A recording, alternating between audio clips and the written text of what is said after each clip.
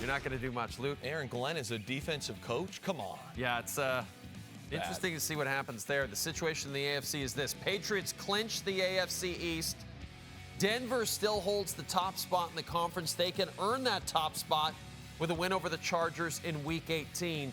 The final playoff team comes down to the Steelers and Ravens game next weekend on Sunday Night Football for the AFC North division title. Safe to say you did not agree with the Bills' decision to go for 2 in the win. Very safe. And I'll say this, so the people who believe in this, I get that you had the extra point blocked, but you should be able to make an extra point in this league. That's just a fact. Yeah. So now let's go in. You want to talk about analytics. Analytics has no feel for the game. Philadelphia in the second half, their first drive, offensively, 5 plays, 13 yards. Their next 4 drives, Jay, 3 and out, 3 and out, 3 and out. And guess what their last one was? A 3 and out. Your defense stymied this team. They shut down their run game, which was the weakness. And then you go and you look at Jalen Hurts. He had under 50% completion percentage. Your defense was dominating the Philadelphia Eagles. It took a while. But on the flip side, I say you got to have a feel for the game. Josh Allen, on his last 2 drives, granted there were some miraculous plays in there, scored 2 touchdown drives. Backtrack, a drive later than that. Again, of the last 4 drives, 2 touchdowns, and one of them ended with 4th and goal where they were 3 inches short. They were clearly heating up. Yeah. And I get you say, oh, put the ball in Josh's hands. Love that. Why one play? You go into overtime with the momentum you have, the fact that you've dominated their offense, the fact that Josh Allen is straight up better than Jalen Hurts.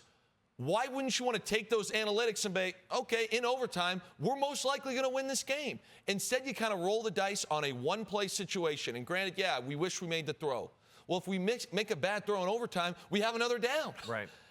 I could not get over the fact that they basically risked everything on one play when they were in complete control of the game. Philadelphia looked terrible in the second half, especially on offense. And you've got the best player on planet Earth in Josh Allen, who was just starting to heat up.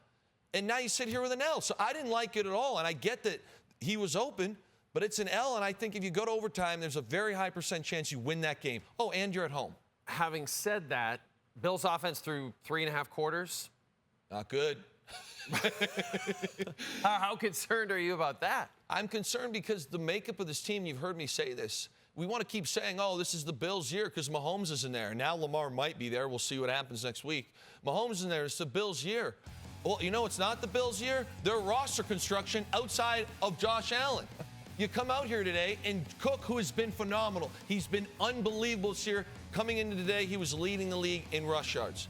He averaged 3.7 yards per carry. I believe he had 74 total yards. For him, not a great game. So then all of a sudden it's like, hey, we got to pass the football, and you have no one to pass the ball to, not consistently.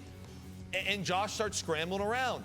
And today you ran into a defensive front that has athletes. Usually Josh can make these guys miss, but when you have Jalen Carter playing D tackle, and that's a prime example right there. There are very few D tackles that could have closed the window on Josh, and then he has to go the other way, and you have athletic D ends. So I say bad matchup.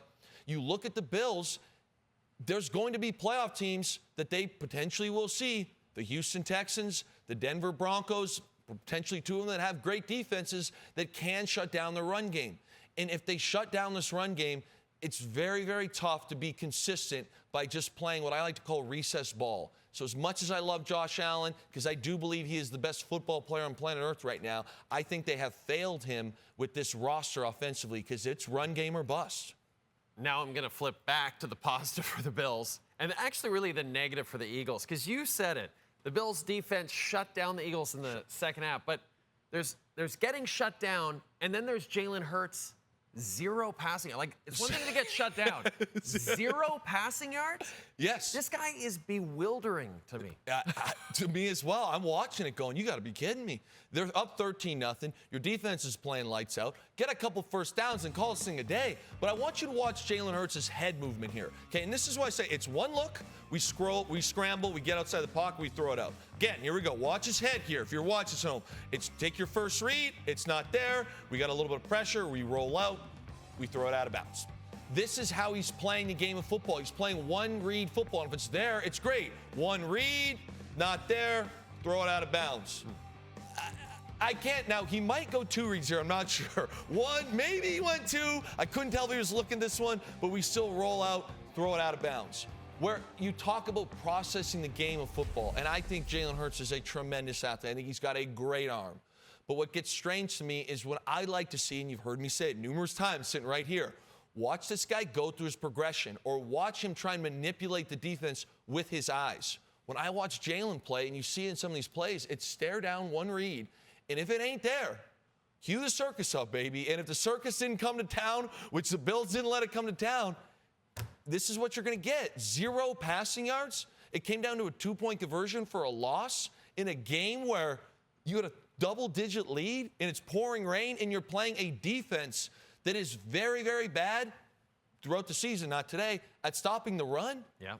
This is not a serious contender right now, in my opinion. Defensively, they are. Offensively, it's very hit or miss.